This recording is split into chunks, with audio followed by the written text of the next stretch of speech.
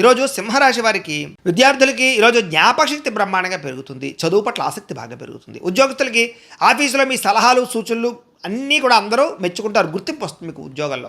మీరు చేసే క్రియేటివిటీ ఐడియాల వల్ల అందరూ కూడా మిమ్మల్ని మెచ్చుకుంటారు. మీకు చక్కని ప్రాజెక్టులు కూడా వస్తాయి.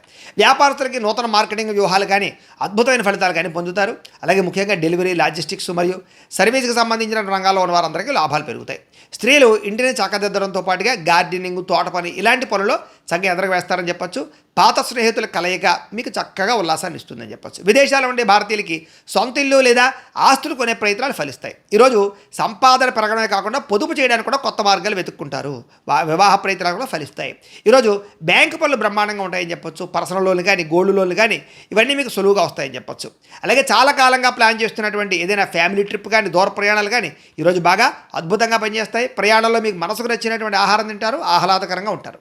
అలాగే ఇంటికి కొంతమంది అతిథులు రావడం వల్ల చాలా సందడిగా ఉంటుంది. ఇల్లంతా కూడా కుటుంబ సభ్యులతో కలిపి సంతోషంగా పాత జ్ఞాపకాలన్నీ నెమరేసుకుంటారు. ఆస్తి వివాదాల్లో కానీ లేదా వ్యవహారాల్లో కానీ రాజీ పడే ధోరణి వల్ల చాలా రకాల సమస్యలు తగ్గుతాయి. కాబట్టి వాటి యందు శ్రద్ధ పెట్టండి. అలాగే ఉదయాన్నే లేచి వ్యాయామం చేయడం వల్ల కూడా మీలో ఉత్సాహం కనపడుతోంది.